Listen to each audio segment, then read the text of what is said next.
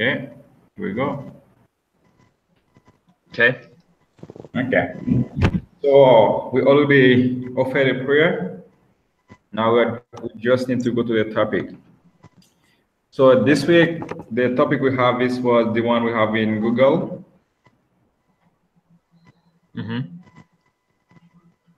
So the experience the guy have at Google. So did you get chance, Berlin, to read this article?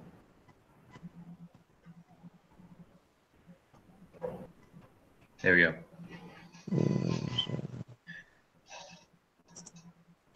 Yeah, I rather enjoyed the article. It's pretty insightful. Kind of brought some things that I didn't think about how like group dynamics affect performance, but like specifically in what ways. Okay. Yeah, it's interesting. Like, you know, you work by yourself, and then you find out you work differently when you're with a group a lot of times, because it just takes different ways to work, to understand, because everyone works in so many different manners. You gotta learn basically everything all over again, which can be tough sometimes, but it can also be very fun. Yeah, me too. It was interesting to learn. But you know, I usually said when you work as a group, many ideas when light. So sometimes it is the same when you come to a cultural. Sometimes you think in advance, you have a good idea about something, about doing something. But when you come up to discuss with as a group, as a team, and you look forward, that will have many things to change or many things to improve. So it is very good to work as a group. Last December, President Gilbert visited Haiti, and he had a meeting with all the students in Haiti. And one of the problems we are facing here, the student, is because we have to work with in group meeting with students come from different part of the world, and we have different time zone. For example, it could be for me now it is 11:25. So in some country it could be maybe dark. I mean night now, and it's difficult for the people to work as group. And President Gilbert said, I think many of the students struggle with working as group, as team, but welcome to real life. In life, we will need to work as family. In group, you will need to work as team worker or in your enterprise or in your work. So everything we need to do in life, you will do it as group. So just try to do it right now. Okay, so let's go with the first question is from your personal experience, what have been key behavior in effective team? Communication. Yeah. I mean, communication is the key to any job, really, but especially when you're in a group, if you can't communicate with each other, then it's hard to get things done. So I'd say for me right now, I mean, the big one probably communication. Communication? Yeah. Okay. And what about Aaron? I think one that I've seen that has really helped to motivate people to push themselves in the stretch is like the person that told me used a different word, but it's giving a darn. Like especially like anyone that like for this, there's the group leader, and that changes every week. But like if you're in any kind of leadership position, you have to care about what your goal is as a group and about the individuals in your group. Like you have to find that balance, and if you don't care, then more than likely the performance is going to suffer greatly. Yeah. Yeah. And me too, as Tracy, have some experience with communication. You know, usually when you work as a group, everyone has their own idea, the way they see the things, or sometimes have a boss, he see the thing in his way, or in his head, he has something to do, and understand that what he has in his mind is automatically in my head, my mind also. So sometimes when he receives a communication from his boss and pass the communication to other one, and at the end the message changed completely. So yeah, in my experience, I have a good experience working with people, but also sometimes struggle with with the way they understand things, and I do not understand the way they understand things at the same as well.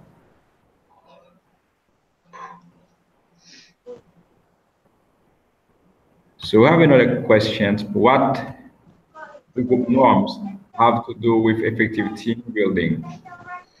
What should you say your current P21 group norms include unspoken and spoken norms? Are they healthy group norms? If not, what could be changed? So you remember during the conversation, I said maybe group team, what made us very strong is when we put some norms, what to do, what can be done, and what cannot be. So how do you understand that? Group norms. I guess, I mean, one of the things we probably could try and start doing is maybe even set some team goals to help all of us, really, to help each other out. I mean, we're already meeting, trying to meet every single Friday, at our designated time. Clearly, it's proven to be difficult so far for Daniel, and Kent too. I still haven't heard a single word out of during anything through this whole process. So I'm gonna keep reaching out. I sent both them texts. We'll see what happens. But I think if we're all on the same page, I think that makes us an effective team, and we're all on the same page. Okay. So yeah, I agree with that. Right there. I was just saying I agree with that. Okay. And you know the expanding the text. Sometimes there's in some meeting when the people are talking at the same time. You are talking about a subject, and I do not waiting for you to give your answer, and I just call it. Or you ask me a question, and I try to answer it, and doing the same when I'm trying to give my answer, and you ask me another question. So, but also in some group, we usually have some natural norms. So this meeting will be here on Friday at 9 Mountain Time. So okay, we'll try to come on time and try to listen one to another and try to learn one from another. So in some people, with no need to create or even to write some rules or some norms, they are naturally.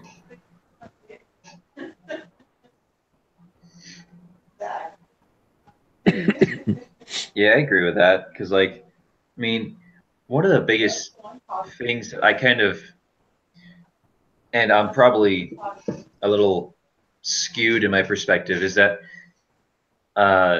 just to refer back to the reading, how the people were treating each other in the groups that were effective. To me, it just kind of seems like it's like normal respect given to each other. If you respect each other, you're not going to cut each other off. You're going to let each other talk and make sure that everyone's participating. So I think that I agree that it's kind of natural for us in our perspective, but probably not for other people. And that's just that thought just kind of struck me. How what's common for some people isn't common for others. Maybe Kent and Daniel don't have that perception about that. You know, maybe that's something that we can do to help them to understand. I don't know. I'm just kind of like throwing out the thoughts that are coming to my mind right now on that. Okay. Yeah, that just came to me on that. No, I think it's great. I think we can we can definitely try and reach out to them and see what we can do to help them. So that way they can attend our meetings or what works best for them. Then we try and figure it out from there. Yeah. So Agree. we just got to keep reaching out. So guys, do you see anything we need to change in our group to make our group become very more strong or healthy?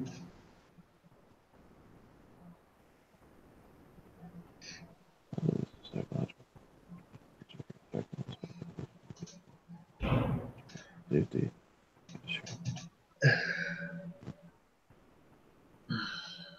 The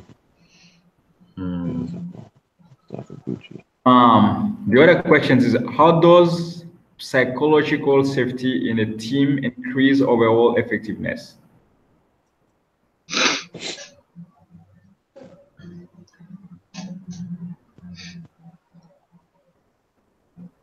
It's an interesting question.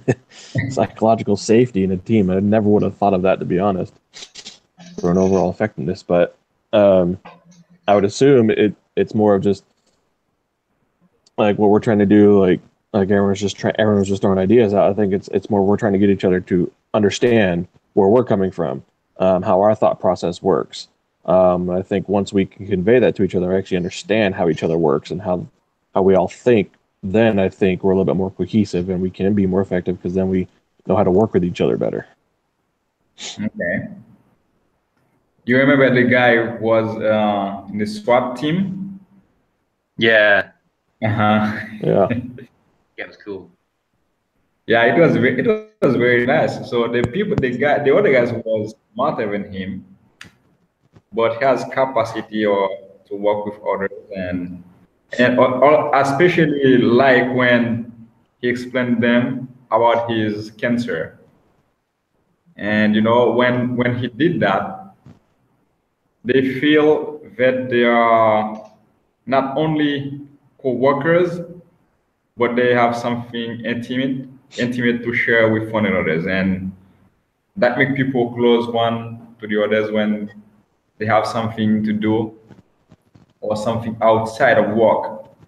If I have some friends and at work and we are talking only about work every day, so we are just friends for work. But without, if you leave the job, there's no interesting point will have us to communicate together. So it is interesting to, when you work with other people, to have some activities with them out of work.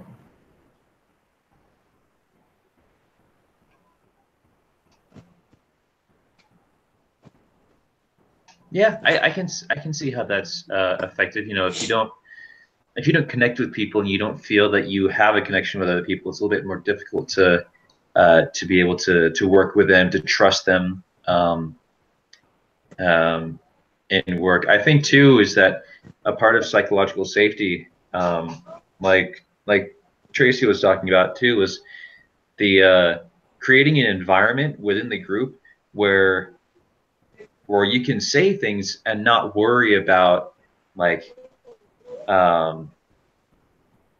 what's the word, like not retaliation, but like the idea getting cut down and, oh, that was stupid, why did you even think that? Like for people to feel, okay, I can give an idea and people can be like, oh well, I don't know, maybe not, but they're not gonna be demeaning to you as a person. They're not gonna attack your character. They're gonna just focus on the thought, not you. So I think that's another part of it. Yeah, I agree.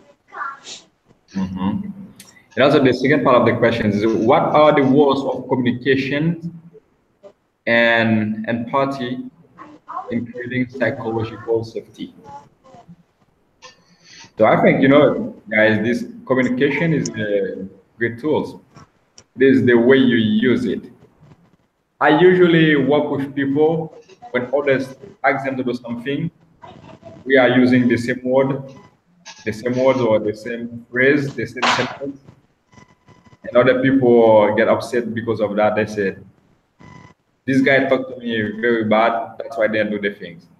And I use most of the time the same word and the same sentence. The people feel comfortable with that. So it is the way you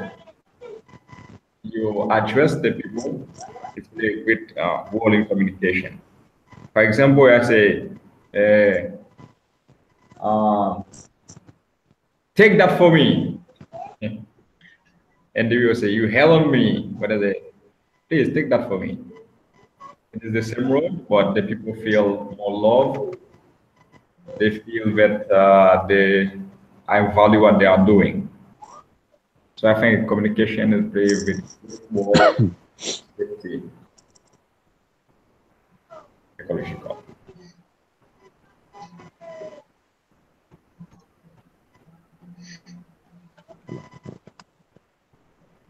Yeah, I agree with that. Like the amount of nonverbal communication that's going on, like the inflection in your voice, eye contact, body language, different things like that can convey a message of, hey, I care and value you, or hey, I don't really care, I don't even want to be here, kind of thing.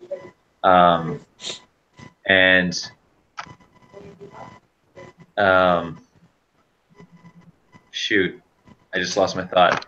So let's leave it at that. No, I agree with you. It's the body language and how you interact with the other people is very key. It was, I mean, when I, as general manager at my last job, I had to make sure that my employees, knew what I was trying to do or knew what I wanted to get done. But they had to know that I'm talking directly to them. Or, hey, this is what I want you to do. I want you to do this and you do this.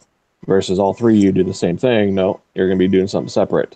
And sometimes things get lost and jumbled. That's why. But like you said, the eye contact is very key when talking to somebody, when you want to communicate with them. And especially if you don't like the person, which a lot of times can happen in a group, that you don't want to make eye contact with them, and then they can get that bad vibe, like, oh, this person's like me, why? And I think it's one of those things where you got to learn balance and learn how to work with each other, and try and work out your differences if possible. Guys, one day I have an experience with my boy, with my son. So I get home and I saw him in this discussion with his mother, trying to convince him to take a shower. And he said, no, I will not take a shower tonight. And he just playing soccer, scraping, and he said, no, I will not. And I was trying to do my homework, and I said, son, go to take a shower. And he said, no, I will not. I need to sleep, I need to go to bed, so I will not take a shower. And I said, okay, son, if you love your dad, go take a shower. If you don't love your dad, go to sleep. Just go to and take his shower. And my wife cried this day. She said, really? I just said this. If you love me, go to take a shower. If you don't love me, go to sleep. So the way communication is important to help people and to draw to safety. Yep. Okay, the fourth point. Although sharing personal experience and being vulnerable and friends, team dynamics. We're proving it to each other really by just sharing experiences we've all had. But I think if, say, you're in a group and you're the leader, you're the boss or whatever, but you share a personal experience with them that shows who you really are, that you're not here to, hey, I'm your boss, you got to listen to every single thing I say. Like, no, I'm here to work with you. I'm here to do the best we possibly can. I think by sharing those personal experiences, they can see that you are human just like they are, and you have issues in the real world, in real life, just like they do, that you struggle just as much as they do. So I think with that can help. I think that can help the team come together closer and work better together a lot of times. Yeah, I agree. Great.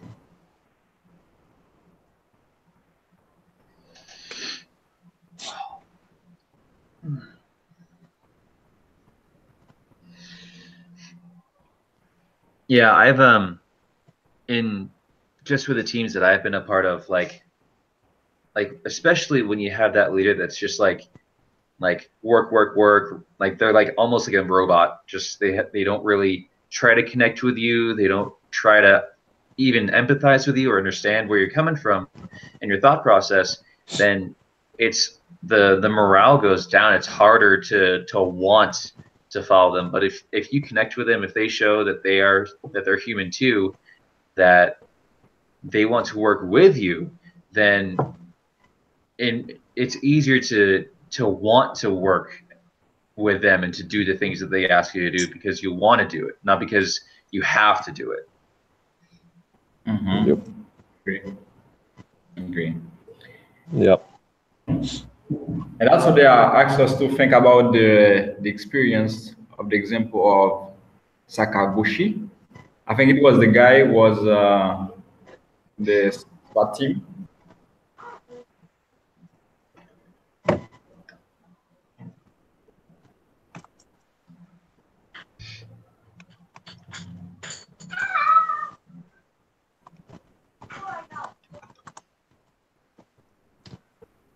Let's see. And we already share some personal experience. And they said, do you have any personal example of this organization you involved in?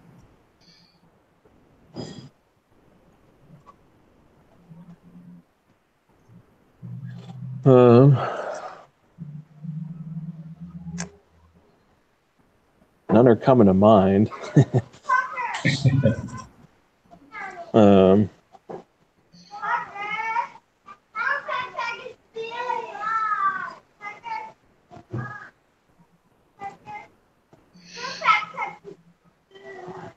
I've got one, and we're talking the example right from our personal lives. So I operate there's a tutoring program on campus that I lead, and it's hard sometimes because I lead a team to do the tutoring for the freshmen and to trying to like get everyone on my team to catch the vision and the purpose of why we're doing the tutoring in the first place and what we expect from the freshmen, things like that. Like when I've shared things from my life when I've been in their shoes and how much I needed the tutoring, and kind of to show them, that even though I'm leading the team, I'm leading and organizing the whole program, that I'm doing this because I needed the help and it wasn't there. And so that's kind of helped to give my team the vision to see, okay, so this actually does impact people and help people. I should, buck up and get to work, kind of thing. That's what I've seen. Okay, thank you. Okay, now what can do as individuals to initiate effective team behavior?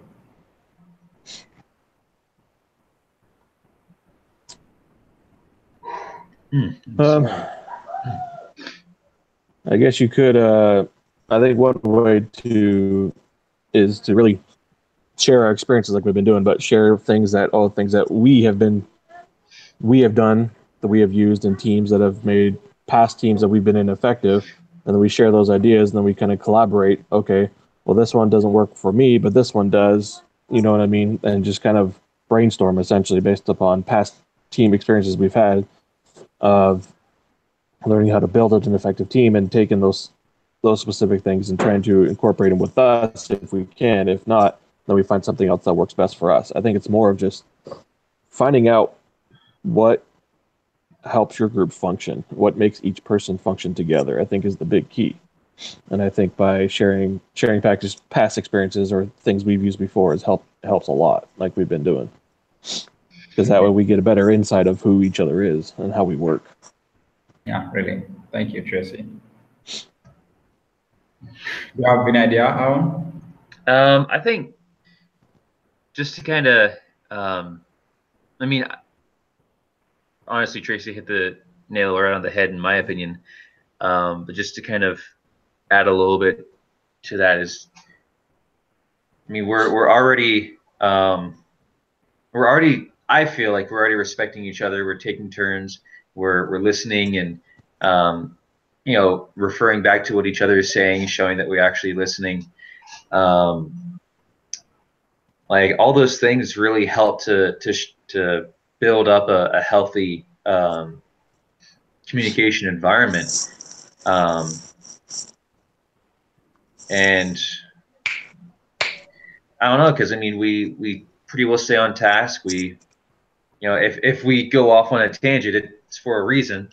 I don't know. I think really the only thing that we can do better is just, like we mentioned at the very beginning, is to reach out to Kent and Daniel and get them in on this. I think that's, from what I'm seeing right now, is that's the only thing that I think that I can see that we need to improve on to be more effective. Yeah. Okay. Yeah, and maybe more communication with them throughout the week might help them to be able to attend the meeting, at least give feedback to us. So. Yeah. Okay. So maybe we'll try to contact him. I don't know. I think the teacher provided a cell phone for him. Yeah. And maybe we can try to call him. Yeah. What happened? Yeah. Maybe I don't. The time is good for. It's okay for him. It would work on that to see if we can bring any change. So thank you guys. I think we are done for today. We discussed about how to improve communication, how to work as a team, and we agree it is a good tool to share personal experience as a team, and also to care about each other, to know what we are doing. You know, I think one thing we could add maybe is know what we are doing. For example, what is major? What is you are doing for work? Yeah, to have a family. So something like have a group student work together. After the semester, we don't have any news about the other. But we could improve that. But also we all understand that communication is key to improve our environment or psychology safety, and it is the way we use it, the tone we use when we talk to others, and the eye contact, also on and so on. So thank you guys for coming. If I don't know if you have any more questions or any more points to cover. Just next week's meeting, we have it set up on the lesson for Kent to teach. Again, I haven't heard anything out of him at all this semester, but I'm gonna reach out to him again. Okay. Otherwise, we'll see if we can try and maybe get Daniel to take that one over. Because then after that, the following week's you, Aaron. Yeah, because I won't be able to make the call tomorrow next week. Yeah. Okay. Okay. Yeah. Okay, we'll get it all figured out. Hopefully we can get it all figured out by the beginning of next week. Okay. All right. Sounds good. Thank you, guys. I will send you in a few minutes. So thanks for coming. Awesome. Thanks, Colin. All right. Okay. Bye. All right. See you guys.